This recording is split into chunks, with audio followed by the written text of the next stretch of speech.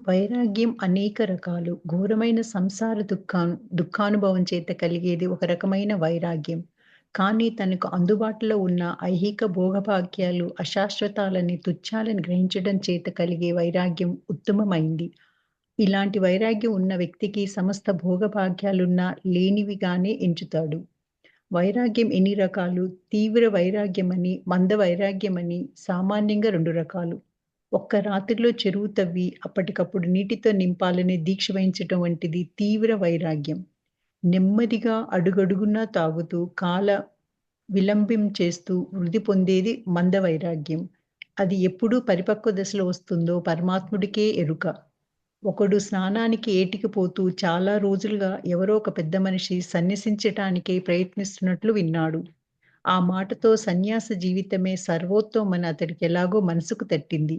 వెంటనే అతడు సన్యాసించాలని నిశ్చయించుకుని ఇంటికి పోకుండానే కట్టుబట్టలతోనే వెళ్ళిపోయాడు. తీవ్ర వైరాగ్యం అంటే ఇలాంటిది. అఖండ సచ్చిదానంద సాగరంలో నిమగ్నమవడు. కామక్రోధాలనే మొసళ్ళు వెరవకు. వివేక వైరాగ్యాలనే పసుపును దట్టంగా ఒంటి నిండా రాసుకో. దాని అగురు చేత కామక్రోధాలనే మొసళ్ళు నిన్ను సమీపించలేవు. అదేంటంటే ఏం చెప్తున్నాడు ఇక్కడ, వైరాగ్యం అనేది ఎట్లా ఉంటుందని. వైరాగ్యం అనేది ఎట్లా అనేక రకాలుగా ఉంటుంది. ఈ ఘోరమైన ఈ సంసార దుఃఖాల చేత కలిగే ఒక వైరాగ్యం. అలాగే తనకు అందుబాటులో ఉన్న ఐహభోగ్యాలు అశాశ్వతమని అంటే మన రోజు మనం ఈ తినటం, తాగడం, ఇది రావడం, అది ఆశ్చర్యపోవడం, తినబోవడం, ఆడవడం ఇవన్నీ ఉంటాయి. ఇవన్నీ అశాశ్వతాలు. పెద్ద మేడ ఉండడం కానీ, బాగా బంగారం ఉండడం కానీ, ఇవన్నీ ఒక రోజు ఉండే ఇంక రోజు లేనటువంటి. వీటన్నిటి మీద వైరాగ్యం కావాలంటే అదే ఉత్తమమైంది. ఇలాంటి వైరాగ్యం ఉన్న వ్యక్తికి సమస్త భోగభాగ్యాలు లేనివిగా ఉంటాయి. ఎన్ని ఉన్నా కూడా అవి ఏమి తృణీకంగా ఒక గడ్డిపోసతో సమానం అన్నట్టుగా ఉండాలి. అదే వైరాగ్యం అంటే. అయితే వైరాగ్యంలో ఎన్ని రకాలు ఉంటాయి అంటే, తీవ్ర వైరాగ్యం అని, మంద వైరాగ్యం అని సామాన్యంగా 2 రకాలు ఉంటాయంట. ఒక రాత్రిలో చెరువు తవ్వి అప్పటికప్పుడే నీటిలో నింపాలని దీక్ష వహించినటువంటిది ఒక తీవ్ర వైరాగ్యం. అది ఎట్లాంటిదంటే, నెమ్మదిగా అడుగడుగున ఆగుతూ అవలంబిస్తూ వృద్ధి పొందేది. అంటే మంద వైద్యం అది ఎప్పుడు పడితే ఎప్పుడు పరిపక్వ వస్తుందో తెలియదు. అంటే మెల్లమెల్లిగా ఒకటి చేసుకుంటూ వస్తాడు. అది మెల్లిగా జరగవచ్చు. కానీ ఒక్కొక్కసారి అంటే ఒకడంటే స్నానానికి పోయి ఎటికిపోయాడు. చాలా రోజులుగా ఎవరో పెద్ద మనిషి ఇక్కడ కనపడుతున్నాడు. అక్కడ సన్యాసించడానికి ప్రయత్నిస్తున్నట్టుగా అనిపించిందంట. ఆ మాట విన్నాడో లేదో, సన్యాసి అనే మాట విన్నాడో లేదో, వెంటనే వీడికి ఎలాగో మనసు తట్టిందంటే వెంటనే అతడు సన్యాసించాలనుకుని నిశ్చయించాట. ఆ ఇంటికి పోకుండానే, అసలు ఇంటికి కూడా పోలే, కట్టుబట్టుతోనే వెళ్ళిపోయాట. ఆ సన్యాసి తీవ్ర వైరాగ్యం చెందాడు. ఇది ఒక రకమైన వైరాగ్యం అనమాట. అలాగే అంటే అప్పటికప్పుడు జరిగిపోయేది అనమాట. అట్లాగే అఖండ సచ్చిదానంద సాగరంలో నిమగ్నుడు అవుతాడు. కానీ కామక్రోధాలని మొసళ్ళు ఎప్పుడు మన ఎమ్మటే ఉంటాయి. అరిషడ్ వర్గాలు కామం, క్రోధం, లోభం, మోహం అనేటువంటి మన ఎప్పుడు ఎమ్మటే ఉంటాయి. అవి మొసళ్ళు లాంటివి మనకి. కానీ మనకు వివేక వైరాగ్యాలనే పశువును దట్టంగా ఒంటి నిండా రాసుకోండి. అంటే మనకు నాకు అక్కర్లేదు, నాకొద్దు అనేదాన్ని ఎప్పుడు మన దగ్గర పెట్టుకున్నట్టయితే ఎన్నున్నా సరే ఇక కామక్రోధాలు ముసలు మనం ఏమీ చేయలేవు. అవి మన దగ్గరికి కూడా రావు అని చెప్తున్నారు. అలాంటి వైరాగ్యం కావాలి మన అందరికీ కూడా. సాధనలో దీక్ష. రైతులు గిత్తలను ఎలా కొనుగోలు చేస్తారో తెలుసా? ఓ విషయంలో వారెంతో నిపుణులు. ఏవి మంచివో, ఏవి కావో వారు ఇట్టే గ్రహించగలరు. గిత్త చురుకుదనం ఎలాంటిదో కనుగొనటం వారికి బాగా తెలుసు. వారు ఊరిక తోకను తాగుతారు. ఫలితం అద్భుతం. చురుకుదనం లేనివి చలించక నిద్రపోతున్నట్లుగా పడుకొని ఉంటాయి. చురుకైనవి తమ జోలికి వచ్చినందుకు ఆగ్రహిస్తున్నట్లుగా ఎగిరి గంతులు వేస్తాయి. రైతులు ఈ రకంగా వాటిని ఎంచుకుంటారు. జీవితం సఫలం కావాలంటే మానవుడికి నిజమైన సత్తా ఉండాలి. కానీ పాలలో నానవేసిన మరుమరాల మాదిరి మెత్తనై ఎందునా పొందని పౌరుష విహీనులు అనేకులుంటారు. వారిలో సామర్థ్యం శూన్యం. దీక్ష పూని ఏ పనినైనా కొనసాగించటానికైనా సంకల్ప శక్తి శూన్యం. మనోబలం అంతకు మునుపే సున్నా. ఇలాంటి వారు జీవితాలు ఎందుకు కొరగానివి. పెద్ద చేపను పట్టదలిచిన జాలరి నీళ్లలో గాలాన్ని వేసి గంటల కొద్ది వేచి ఉండాలి.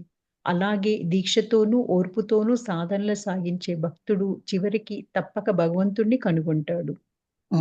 సాధనలో దీక్ష ఎలా ఉండాలి. రైతులు గిత్తలను కొనాలంటే చూస్తే వాళ్ళకి తెలుస్తుంది ఏ విధంగా చేయించి ఎట్లా చూడాలని. గిత్తం చూసేసి వెంటనే కొనేసారు. ఆ గిత్త ఎట్ట చురుగుతో కాదు అని చూసుకోవడానికి దాన్ని తోక పట్టుకుంటారట. ఆ తోక పట్టుకొని దాన్ని తెలిసిపోద్ది, దాని చురుగుదనం తెలిసిపోద్ది. అంటే ఆ గిత్తకి చురుగుదనం తోకలో ఉందన్నమాట. అది లేకుండా పట్టుకుని మురికి మందందైతేనేమో చలించకుండా పడి అట్టాగి పడి ఉంటుందట. చురుకైందైతే తనకి తన జోలికి వచ్చిన వాళ్ళకి ఆగ్రహిస్తూ గంతులు వేస్తూ ఉంటుంది అనమాట. రైతులు అనుకుంటారు, అహో ఇది చురుకైంది, ఇది కావాలి నాకు కొనుక్కుంటారు. అట్టాగే జీవితంలో కూడా సఫలం కావాలంటే మానవుడికి నిజమైన సత్తా ఉండాలి. కానీ ఈ పాలలో నానబెట్టిన మనవరాల్లాగా ఉంటే మత్తగాడిపోయి పడి ఉంటాయి. అట్లా అది పౌరుషహీనం అనేకులు ఉంటారు. అట్లాగే వారికి సామర్థ్యం శూన్యం, సామర్థ్యం ఉండదు. దీక్ష పూని ఏ పైన కొనసాగాలంటే కూడా సంకల్ప శక్తి కూడా శూన్యమే. దీక్ష పొందుతారు, చేయరు. పని అనుకుంటారు, నేను ఈ 40 రోజులు ధ్యానం చేస్తా అనుకుంటారు, చేయరిగా మధ్యలో 4 రోజులు అయిన మానేస్తారు. అలాంటి వాళ్ళకి ఉనిపే సున్నా, ఏమీ ఉండదు. అలాంటి వారి జీవితాలు ఎంత కొరగానివిగా ఉంటాయి. పెద్ద చేప పట్టదలిసినట్టు చదివాము ఇది. చదివానమ్మా. పెద్ద చేపను పట్టదలిసిన జాలం నీళ్ళలో గాలాన్ని వేసి గంట కొద్దీ వేచి ఉంటుంది. పెద్ద చేపను పట్టదలసింది. అలాగే దీక్షతోనూ ఓర్పుతోనూ సాధనలు సాగిస్తే భక్తుడు చివరకు తప్పక అది ఏంటంటే పెద్ద చేప పట్టాలంటే జాల నీళ్ళలో వేసి గాలం చాలాసేపు పెట్టుకుని ఉండాలి. కాసేపు ఉంటే వస్తుంది కదా చేప. అలాగే దీక్షతో ఉండాలనుకున్నాడు సాధన చేయించే వాళ్ళు కూడా. మనకి 1 రోజు 2 రోజులు చిత్తం కాదు, అలా సాధన చేయగా తప్పకుండా భగవంతుని ప్రత్యక్షం అవుతాడని, ఖచ్చితంగా అవుతాడని నమ్మకంతో ఉండాలి. వంశపారపర్యంగా వ్యవసాయం సాగించే రైతు 12 ఏళ్లు అనావృష్టి సంభవించి ఏమీ పండకున్నా వ్యవసాయం మానుకోడు. కానీ కొత్తగా వ్యవసాయానికి దిగిన వర్తకుడు ఒక ఋతువు అనావృష్టి సంభవించగానే దిగులుపడి ఇది మనకు అచ్చి రాలేదని వ్యవసాయానికి స్వస్తి చెప్తాడు. ఇదే రీతిలో జీవితకాలమంతా సాధన చేసి చివరకు భగవంతుణ్ణి కనుగొనుకోకున్న నిజమైన భక్తుడు నిరుత్సాహపడదు. ఈత నేర్చుకోవాలనుకున్న వ్యక్తి కొన్నాళ్ళు ఆ ప్రయత్నం చెయ్యాలి. ఒకరోజు అభ్యాసం చేయగానే సముద్రంలో ఈదటానికి ఎవడూ సాహసించరాదు. అలాగే సచ్చిదానంద సాగరంలో ఈదులాడదలిస్తే నువ్వు కృతార్థుడవ్వడానికి ముందే కష్ట నష్టాలు కోర్చి అనేక సాధనలు చేయాల్సి ఉంటుంది. అప్పుడే పుట్టిన దూడ స్థిరంగా నిలబడడానికి ముందు చాలా సార్లు పడుతుంది. అలాగే బ్రహ్మ సాక్షాత్కారం సిద్ధించే పర్యంతం సాధకుడికి బ్రహ్మ మార్గంలో ఎన్నో తొర్లో ఎన్నో సార్లు తొట్రపాటు కలుగుతుంది. భయంకరమైన శవసాధనను పూనుకొని ఇద్దరు కాళికాదేవిని ప్రత్యక్షం ప్రయత్నించారట. వారిలో ఒక వ్యక్తి అర్ధరాత్రికి ముందుగా కనిపించసాగిన భయంకరమైన దృశ్యాలను చూసి భీతి చెంది పిచ్చివాడయ్యాడు. రెండో వ్యక్తి రాత్రి అంతంలో కాళీ ప్రసాదంతో ఆమె సాక్షాత్కారాన్ని పొందాడు. అప్పుడామెను ఇలా అడిగాడు, అమ్మా జగజ్జనని, ఈ వ్యక్తి పిచ్చివాడైపోయాడు ఎందుచేతమ్మా?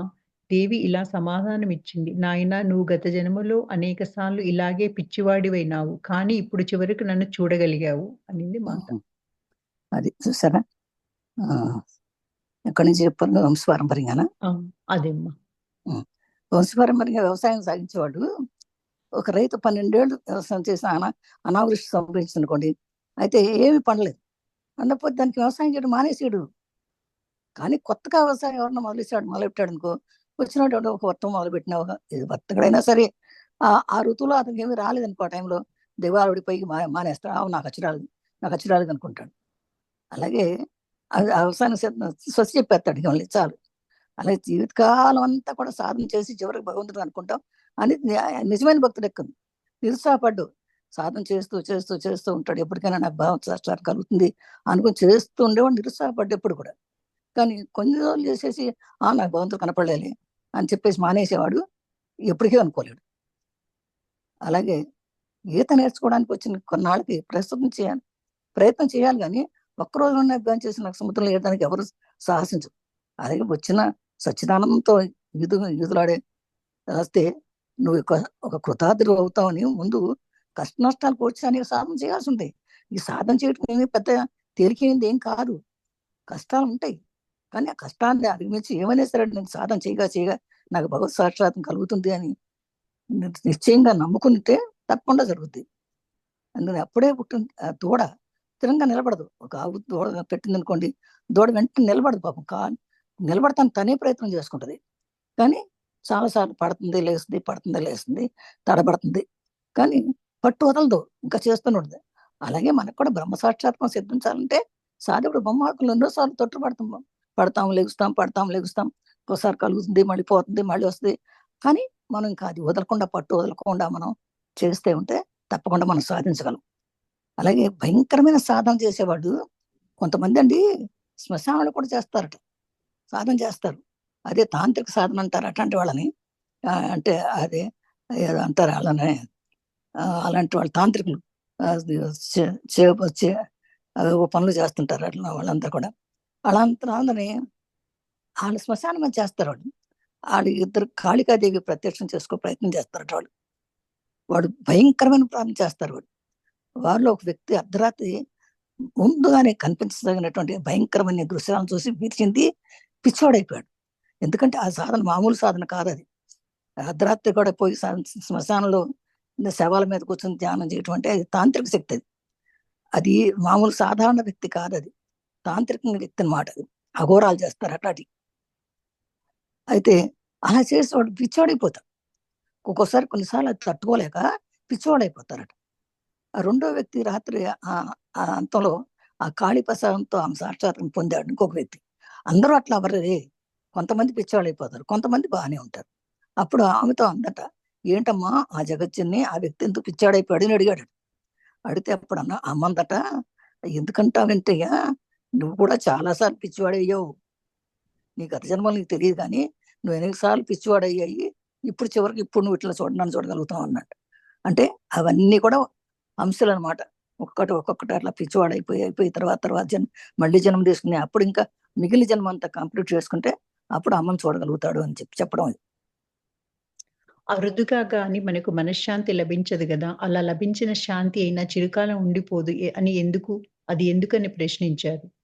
నిరంతరం ఊదుతుంటేనే గాని వెదురు కర్రల నిప్పు ఆరిపోకుండా ఉండదు. ఆధ్యాత్మిక అగ్నిని ప్రజ్వలింపజేయడానికి నిరంతరం సాధన అవశ్యం అన్నారు శ్రీరామకృష్ణులు.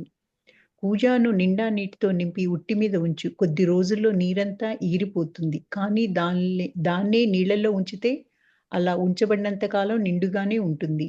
నీ భగవద్భక్తి విషయం కూడా ఇలాంటిదే. కొంతకాలం భక్తి సాధన చేశాక ఆ విషయమే మరిచి ఇతర వ్యవహారాల్లో దిగిన పక్షంలో నీ హృదయంలోని భక్తి అశాంతం హరించిపోతుంది. కానీ నీ ఆనందమయ హృదయాన్ని పవిత్ర భక్తి విశ్వాసాలనే అమృత సాగరంలో సదా ముంచి ఉంచితే వాటితో ఎప్పుడూ పరిపూర్ణమై ఒప్పుతూ ఉంటుంది. చాలా అద్భుతం అది. అందరూ అరుదుగానే మనకి మనశ్శాంతి లభించంటే లభించిన శాంతి అయినా చిరకాలం ఉంచుకోవాలి మనం.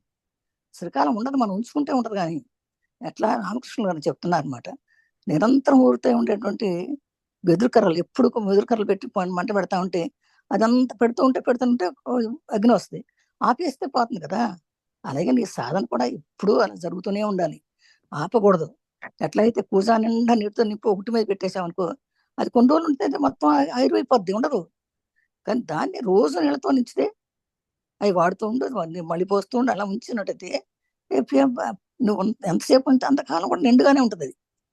అట్లాగే భగవద్భక్తి విషయంలో కూడా అలాంటిదే. కొంతకాలం భక్తి సాధన చేసి ఊరుకోకూడదు. ఇక అయిపోయింది, నేను భక్తి సాధన చాలా రోజులు చేశానులే అని ఆ విషయం మర్చిపోయి ఊరుకుంటే మొత్తం కరిగిపోతుంది అది ఇతర విషయాలు ఇది వ్యక్తికి. కానీ ఎప్పుడు నీ హృదయంలో భక్తి అశాంతం హరించిపోకుండా ఉండాలంటే నీ ఆత్మ హృదయం ఎప్పుడు పవిత్ర చేస్తూ ఉండాలి. అమృత సాగంలో వచ్చేందుకు నువ్వు చక్కగా ఎప్పుడు నీ పరిపూర్ణమైన ఒప్పుతూ ఉండాలంటే నువ్వు ఎప్పుడు సాధన చేస్తూనే ఉండాలి. నా మనసు ఎప్పుడు పవిత్రంగా ఉండాలి, ఎప్పుడు ఏ సాధన ఆపకూడదు అని చెప్తున్నారు. పాలకుండ కింద మంట ఉన్నంత వరకు పాలు పొంగుతూనే ఉంటాయి. కానీ మంటను తీసేయగానే పొంగు చల్లారుతుంది. అలాగే నూతన సాధకుడు తన పారమార్థిక సాధనలు సాగిస్తున్నంత వరకే ఆవేశంతోనూ, ఉత్సాహంతోనూ పొంగుతూ ఉంటాడు. మనిషిలో ఎంత కాలం దైవభక్తి, ధర్మబుద్ధిని నిలిచి ఉంటుంది. కణకణలాడే నిప్పులో ఉన్నంత వరకు ఇనుము ఎర్రగా ఉంటుంది. బయటికి తీయగానే నల్లబడుతుంది. అలాగే బ్రహ్మానుసంధానం చేస్తున్నంత కాలం మనిషి బ్రహ్మభావం కలిగి ఉంటాడు. మనస్సు ఉంగరాల జుట్టు లాంటిది. దాన్ని నువ్వెంతగా సవరించి వక్రగతిని మాన్పి చూసినా తిరిగి వక్రమవుతూనే ఉంటుంది. మనస్సును పట్టి తిన్నగా నిలిపి ఉంచేటంత కాలం సన్మార్గంలో చక్కగానే నడుస్తుంది. ప్రయోజనకారిగానే ఉంటుంది. కానీ నీ జాగరూకత రవ్వంత కొరవడగానే అది సన్మార్గాన్ని వీడి పెడత్రోవ పడుతుంది. పాలకొండ కిందట మంట పెడితే పాలు పొంగుతూనే ఉంటాయి, కానీ ఆ మంట తీసేస్తే పాలు ఆగిపోతుంది. అలాగే మన సాధకుడు కూడా మనం చేస్తున్నందుకు ఉత్సాహంగా ఉంటాం. అయిపోతే మనకు అయిపోద్ది సాధన. అందుకని ఇప్పుడు సాధన ఎప్పుడు చేయాలి, సాధన ఆపకూడదు ఎప్పుడు కూడా అని చెప్పి. మనిషిలో ఎంతకాలం అయితే దైవభక్తి ధర్మ బుద్ధి ఉంటుందో అంతకాలం కూడా చక్క చక్క నిప్పులో కనకల్లాడే నిప్పులాగా మనకి చెరువు ఎర్రగా కనపడుతుంది. ఎప్పుడైతే బయటికి తీయకుండానే నల్లబడుతుంది కూడా. అదే బ్రహ్మానుసంధానం చేస్తున్నంత కాలం మనిషి బ్రహ్మభావంలోనే ఉంటాడు. మనస్సు ఉంగరాల చుట్టూ లాంటిదట. ఎట్లా అంటే దాన్ని నువ్వెంతగా అనుసరించినా కూడా అది వక్రగతిని మళ్ళీ గ్రహాల చుట్టూ పోతుంది. అంత దువ్వినా అది మళ్ళీ మామూలుగా అయిపోతుంది. అట్లాగే మా చూసినా కూడా తిరిగి వక్రం అవుతూనే ఉంటుంది. గ్రహాలు తీసేద్దాం అంటే కూడా అట్లాగే మనస్సును బట్టి తిన్నగా నిలిపి ఉంచేటంత కాలము సన్మార్గంలో చక్కగానే నడుస్తుంది. కానీ ప్రయోజనకారిగానే ఉంటుంది. కానీ నీ జాగ్రత్త అంత కొంచెం అనుకో, నీ జాగ్రత్త కొంచెం సాధన ఈ పూటకు వద్దులే అన్నాం అనుకో, అది సన్మార్గాన్ని విడి ఎక్కడో పెడతలోకి వెళ్ళిపోతుంది. అందుకని ఎప్పుడు జాగ్రత్తగా ఉండాలి, ఎరుకలో ఉండాలి అని చెప్తారు. ఇత్తడి చెంబును రోజూ తోమకపోతే చిలుము పట్టిపోతుంది. అలాగే రోజూ దైవధ్యానం చెయ్యకపోతే మనిషి హృదయం మలినమవుతుంది అని తోతాపురి అంటుండేవారు. గురుదేవులు అందుకు ఒకసారి ఇలా సమాధానమిచ్చారు. చెంబు బంగారుదైతే రోజూ తోమటం అనవసరం. బ్రహ్మ సాక్షాత్కారం పొందిన వ్యక్తికి ఇక ప్రార్థనలతో నిమిత్తం లేదు. సూపర్ అండి. ఎంత బాగా చెప్పాడు. అసలు అది ఇత్తడి చెంబు కనుక అదే. తోమకపోతే సులుము పట్టిపోయి నల్లగా అయిపోతుంది. అది ఇత్తడితో మట్టితో కూడా తెలియకుండా అయిపోద్ది అది ఒకసారి. అలాగే రోజు దైవస్మరణ చేస్తుంటే మనిషి కూడా హృదయం కూడా మలినం అయిపోతుంది అని చెప్పాడు అని తోతాపురి చెప్తే, అప్పుడు గురుదేవులు అన్నారు, రామకృష్ణ పరమహంస గురుదేవులు అంటున్నారు, అందుకే అసలు ఒక్కసారి మనం సమాధానం చేసేటట్టు ఏమని, చెంబు బంగారం అయితే రోజు తోమక్కర్ల, బంగారం ఎప్పుడు మెరుస్తానే ఉంటుంది, తోమవసరం లేదు. అట్లాగే బ్రహ్మ సాక్షాత్తులు పొందిన వ్యక్తికి ఇక ప్రార్థనతో కానీ పూజలతో కానీ సంబంధమే లేదు అని చెప్పాడు అనమాట. సాధనాభ్యాసం. లోతులేని చెరువు నుంచి పరిశుభ్రమైన నీళ్లను తీసుకొని తాగాలంటే నీళ్లను కదలకుండా జాగ్రత్తగా మెల్లగా పైభాగం నుంచి తీసుకోవాలి. కదిపితే ఆ అడుగులోని బురద పైకొచ్చి నీళ్లనంతా మలినపరుస్తుంది. నువ్వు పరిశుద్ధుడు కాదలిస్తే నీ శక్తి సామర్థ్యాలను నిరుపయోగమైన చర్చల్లో వాగ్వాదాలలో వ్యర్థం చేసుకోక దృఢ విశ్వాసంతో క్రమ సాధనాలను సాగించు. లేని పక్షంలో నీ అల్పబుద్ధి కలవరపడుతుంది. కలకత్తాలో కోటీశ్వరుడైన యదునాథ మల్లిక్ వంటి శ్రీమంతుడి సిరి సంపదల గురించి, భవనాల గురించి బోగట్టా చేసేవారు అనేకులుంటారు. కానీ స్వయంగా అతన్ని దర్శించి పరిచయం సంపాదించుకునేవారు ఈ కొద్దిమందు. అలాగే ధర్మశాస్త్రాలను చదివేవారు, మత ధర్మాలను గురించి ప్రసంగించేవారు అనేకులుంటారు. భగవద్ దర్శనం కోరి అందుకే కష్టించి సాధనలు చేసేవారు అరుదు. అయితే సాధనాభ్యాసం ఎలా ఉంటది? సాధనాభ్యాసం ఎలా ఉండాలంటే, లోతులేని చెరువు నుంచి పరిశుద్ధమైన నీళ్ళు తీసుకోవాలంటే, తాగడానికి తీసుకోవాలంటే నీళ్ళని కదలకుండా కదలకుండా పైకి తెరుకుని నీళ్ళు మాత్రం తెచ్చుకుంటారు. అదే కదిపితే బురద వచ్చేస్తుంది, నీళ్ళంతా మలినమైపోతాయి అన్నమాట. అట్లాగే నువ్వు పరిశుద్ధంగా కావలిస్తే నీ శక్తి సామర్థ్యం నిరుపయోగమైన చర్చలో ఎప్పుడైనా వాగ్వాదాలు ఉంటాయి అనుకోండి, అది నువ్వు అది చెప్పింది రైటు ఇది అంటుండ, అలాంటప్పుడు అసలు మాట్లాడబాక, అనవసరం అర్థం చేసుకోబాక. నీకు తెలిసిన న్యాయం ఏదో నీ రెడీ అయితే అంతే నీ మనసులో పెట్టుకో. నీ దృఢ విశ్వాసంతో నువ్వు సాధన సాగించుకో, కానీ నీ అల్పబుద్ధితోటి కలవరపరుచుకుని అంత లేదు నేను చెప్పింది రైటు అని ఎవరితో వాదించొద్దు అని చెప్తున్నారు. అడికంటే కలకత్తాలో కోటీశ్వరుడు ఉండి యదునాథ్ మల్లిక్ వంటి వాడు శ్రీమంతుడు సిరి సంపదల గురించి భవనాల గురించి పోగొట్ట చేసి వారు అనేకులు ఉంటారు అని, కానీ స్వయంగా అతను దర్శించి పరిచయం సంపాదించుకునేవారు ఏ కొద్ది మంది ఉంటారు అన్నారు. అంటే ధర్మశాస్త్రాలు చదివేవారు, మత గ్రంథాల నుంచి ప్రసంగించేవారు అనేక మంది ఉంటారు, కానీ భగవద్ దర్శనం కోరినందుకు కష్టించి సాధన చేసేవాళ్ళు చాలా తక్కువ మంది ఉంటారు. అంటే చదివేవాళ్ళు ఎక్కువ మంది ఉంటారు, భగవద్ దర్శనం చేసుకునే వాళ్ళు చాలా తక్కువ మంది ఉంటారు అని చెప్తున్నారు. కార్యసిద్ధికి అనువైన మార్గాన్ని అవలంబించు. పాలలో వెన్న ఉంది అని గొంతు బొంగురుపోయేటట్లు ఎంత అరిచినా వెన్న లభించదు. నీకు వెన్న కావలసి వస్తే పాలను తోటు పెట్టి పెరుగు చెయ్యాలి, తర్వాత దాన్ని చిలకాలి, అప్పుడు నీకు వెన్న లభిస్తుంది. అలాగే దేవుడు నీకు ప్రత్యక్షం కావాలని కోరుకుంటే శ్రద్ధాభక్తులతో సాధన చెయ్యి. అంతేగాని ఊరికే ఓ దేవుడా దేవుడా అని అంటూ అరిస్తే ఏ ప్రయోజనం? నగరులోకి పోయిన రాజదర్శనం చేయగోరే వ్యక్తి అక్కడికి వెళ్లి ద్వారాలన్నింటినీ దాటాలి. అలాగాక బయట కోటగుమ్మం దాటగానే రాజుగారు ఎక్కడా అని అడిగితే రాజు కనపడదు. సప్త ద్వారాలను దాటితే గాని రాజును దర్శించలేవు. సాక్షాత్కారం కావాలంటే సాధన చేసి తీరాలి. ఒకరోజు నేను భావ సమాధి స్థితిలో ఉండగా హలదర్ పుష్కరంలో ఒక పల్లెటూరు వ్యక్తి నీటి మీద నాచును తొలగించి నీటిని దూసిటబట్టి మళ్ళా మళ్ళా పరీక్షించటం చూ నా కళ్ళ పడింది. నాచును తొలగించినదే భగవంతుడిపై నిర్మల భక్తి ఆయన సాక్షాత్కారము కలుగవని తెలియడానికి అన్నట్లుగా జగజ్జనిని ఆ దృశ్యాన్ని చూపించింది. ధ్యాన, నామస్మరణం, సంకీర్తనం, ప్రార్థన, దాన ధర్మ యజ్ఞ యాగాచరణ మొదలైనవి సత్కార్యాలు భగవత్ప్రాప్తిని కలిగిస్తాయి. అదే మాట. ఇక్కడ కార్యసిద్ధి కనుగొని మార్గాన్ని అవలంబించిన అంటే ఏంటంటే ఇప్పుడు పాలల్లో వెన్న ఉంది అని, పాలల్లో వెన్న ఉంది, పాలలో వెన్న ఉంది అని చెప్తాం అనుకో, ఎక్కడుంది అక్కడ ఆ పాలలో వెన్న చూపిస్తానంటే చూపిస్తాం మనం? చూపించలేము. గొంతు పోయేటట్టు అరిసినా కూడా పాలలో వెన్నుందిరా వెన్నుందిరా అని అంటే ఎవరో ఊరుకోండి అందులో ఎక్కడ వెన్న అంటారు. అప్పుడు ఎలా చేయాలని ఆ పాలు కాయాలి, అది తోడు పెట్టాలి, పెరుగు చేయాలి, పెరుగు చిలకాలి, అప్పుడు వస్తుంది. అలాగే దేవుడిని కూడా చూపించి దేవుడు ఎక్కడున్నాడు చూపిస్తాయా, ఎక్కడున్నాడు దేవుడు ఇక్కడ అని అడుగుతారు కొంతమంది అవివేకులు, అజ్ఞానులు. అంటే దేవుడు కావాలని నేను కోరుతున్నాయా చూపించడు. ఎట్లా దేవుడు కావాలంటే నీ శ్రద్ధాభక్తితో సాధన చేయాలి. అంటే ఊరికే దేవుడా దేవుడా దేవుడా అని 10 సార్లు అని 108 సార్లు అన్నావునే దేవుడు ఏం కనపడ్డు అని అరిసినా ఏం ప్రయోజనం ఉండదు. అట్లా నగరంలోకి పోయి రాజదర్శనం చేయాలంటే రాజగర్భం లోపల దాకా వెళ్ళాలి మనం. అక్కడ వెళ్ళిరా ద్వారాలన్నింటినీ దాటాలి. అక్కడ ఎన్ని ద్వారాలు ఉన్నాయో చూసుకున్నా ఎన్ని దాటితే గానీ ఆ బయట అంతేగాని కానీ బయట కోటగుమ్మం దగ్గర కూర్చొని రాజుగారు ఎక్కడ నడితే రాజు కనపడతాడా? కనపడ్డే. అట్లాగే సప్తద్వారాలు దాటితే గానీ రాజు. అలాగే భగవంతుడి దర్శనం కూడా వెంకటేశ్వర స్వామి వాళ్ళని మస్ట్ ద్వారం దగ్గర వెళ్ళి నుంచుంటే దొరకడు.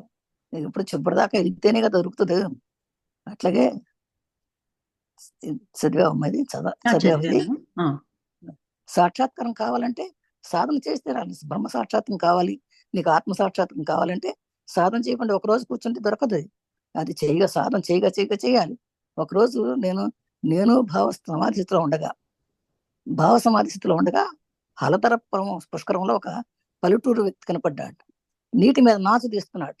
నీటి మీద నాచు అంతా తీస్తే లోపల మంచి నీళ్ళు వస్తాయి కదా అని ఆ నాచు అంతా దోసులు బట్టి ఆ నాచు పై మీద నీళ్ళ మీద నిలబడి ఉంటది కదా, అది ఆ నాచు అంతా మళ్ళీ పరీక్ష చేసి చూపిస్తున్నాడట. ఆ నాచును తొలగించందే భగవంతుని నిర్మల వ్యక్తి ఆయన సాక్షాత్కారం కలగదని తెలపడానికి అన్నట్టుగా ఆయన చెప్పాడు. అట్లాగే ఇప్పుడు మనలో ఉన్నటువంటి మలినాలన్నీ కూడా లోపల నుంచి అషడ్వర్గాలన్నీ తొలగించితే గానీ మన భగవంతుడు లోపల కనబడు. మన భగవంతుడు ఉన్నాడు, అందరిలోనూ భగవంతుడు ఉన్నాడు. కానీ అందరిలోనూ భగవంతుడు ఉన్నాడు అంటే ఏమీ లాభం లేదు. ఆ మన లోపల ఉన్నటువంటి మలినాలన్నీ కూడా తొలగించితే అప్పుడు భగవంతుడు కనపడతాడు. కానీ ఊరికనే భగవంతుడు ఉన్నాడు అని అంటే కుదరదు. దానికి ఏం చేయాలంటే మంత్రం ఏంటంటే మలినాలని పోవడానికి మంత్రం ఈ ధ్యానము, నామస్మరణ, సంకీర్తన, ప్రార్థన, దాన ధర్మాలు చేయటము, యోగా చేయటము, ఇవన్నీ మొదలు పెడితే ఇవన్నీ సత్కార్యాలు, ఇవన్నీ ఈ మంచి కార్యాలు, పుణ్యకార్యాలు, ఇలాంటి కర్మలు చేస్తే తప్పకుండా భగవంతుడి ప్రాప్తి కలుగుతుంది అని నమ్మకం, విశ్వాసం ఉండాలి. శ్రీకృష్ణుడు సైతం రాధా యంత్రార్చనకు సంబంధించిన మహాసాధనలు అనేకం చేశాడు. బ్రహ్మ యొక్క సృజన శక్తి ఈ యంత్రం. దాని గురించి ధ్యానార్చనలే శ్రీకృష్ణుడు సాగించిన సాధనలు. అనంతమైన బ్రహ్మాండాలు ఈ బ్రహ్మయోని నుంచి ప్రభవిస్తున్నాయి. సాధనా మార్గాలు 3 విధాలు: విహాంగ మార్గం, మర్కట మార్గం, పిపీలికా మార్గం. పక్షి వచ్చి పండును పొడుస్తుంది. బహుశా ఆ పోటుతో పండు పడిపోతుంది. ఇక అది పక్షికి దక్కదు. అలాగే అతి తీవ్రంగా సాధనలు ప్రయత్నించేవారు కొందరుంటారు. ఆ తీవ్రతే తరచు వారి యత్నాలను భగ్నం చేస్తూ ఉంటుంది. కోతి పండును నోట కరుచుకొని కొమ్మ నుంచి కొమ్మకు దుంకటం దాని స్వభావం. ఇలా దూకేటప్పుడు పండు తరచు నోట్లో నుంచి పడిపోతుంది. అలాగే సాధకుడు పట్టు వదిలితే జీవితంలో సంభవించే ఒడిదుడుకులతో తన సాధన విధానాన్ని జారవిడుస్తుంటాడు. బ్రహ్మ మార్గం భ్రష్టు పడుతూ ఉంటుంది. చీమ నెమ్మదిగా నిశ్చయంగా ఆహారం ఉన్న చోటికి పాకి వెళ్ళి దాన్ని నోట కరుచుకొని తన కన్నంలో తీసుకెళ్లి సురక్షితంగా తింటుంది.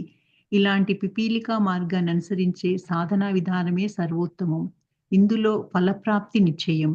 చేపలను పట్టుకోవాలనుకునేవాడు ఒక గుంటలో మంచి చేపలు దొరుకుతాయో లేదో తెలుసుకోవడానికై దానిలో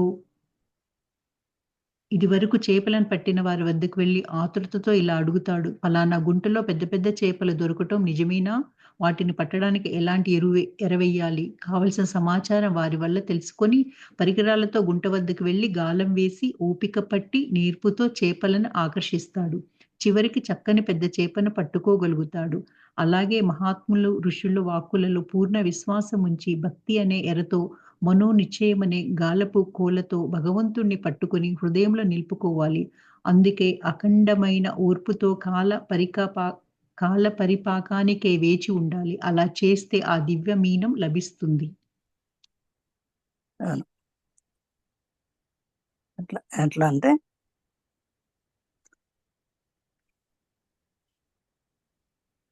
శ్రీకృష్ణుడు సైతం రాధ యంత్ర రాధ యంత్రార్చన అంటే రాధన గురించి ఎన్నో కార్యక్రమాలు చేశాట, ఎన్నో సాధనలు చేశాట.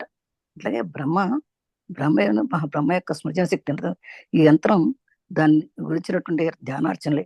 ఎవరు చేసినా, శ్రీకృష్ణుడు చేసినా, నువ్వు చేసినా, ఎవరు చేసినా కూడా సాధన చేయవలసిందే అని బ్రహ్మ నుంచి ప్రవహిస్తున్నాయి.